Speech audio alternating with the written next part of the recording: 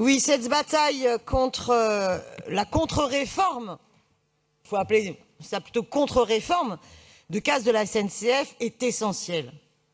On sait pertinemment qu'elle ne vise qu'à une chose. Conformément aux injonctions de l'Union européenne, il s'agit de mettre en concurrence le rail pour contribuer in fine à la mise à mal du service public ferroviaire. Les lignes rentables feront l'objet de prédation d'entreprises privées, tandis que les lignes moins ou non rentables risqueront d'être abandonnées et fermées, comme nombre d'entre elles, les petites gares, ont d'ores et déjà été fermées ces 50 dernières années.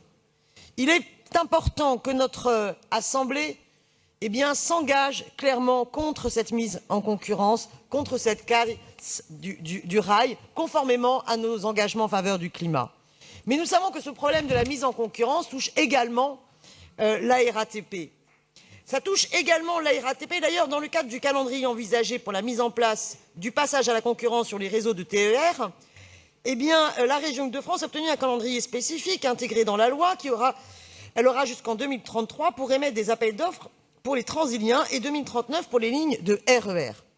Et la direction de la RATP envisage d'exploiter des lignes de TER. La RATP elle-même se prépare à l'ouverture de la concurrence du marché des bus à la fin 2024, puis des tramways fin 2029, et enfin celui du métro et des RER A et B à la fin 2039.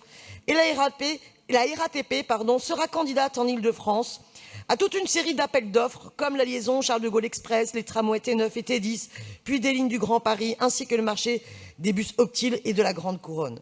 Je n'ai pas, hélas, le temps pour présenter l'intégralité des éléments de ce vœu qui montre bien l'ensemble des dangers que cela provoque. On sait pertinemment que pour la sécurité des transports publics, il faut absolument des effectifs conséquents en termes de maintenance et que c'est un des problèmes de nos transports publics. Alors nous devons à tout prix, pour des raisons écologiques, pour des raisons sociales et pour des raisons de sécurité, s'opposer à cette contre-réforme et exprimer notre attachement au service public parisien de la RATP comme de la SNCF, à l'unité des réseaux, à ces services publics-là. Voilà pourquoi je voterai le vœu qui a été précédemment présenté. Merci. Et que j'appelle également mes collègues à voter mon vœu. Merci beaucoup, Madame.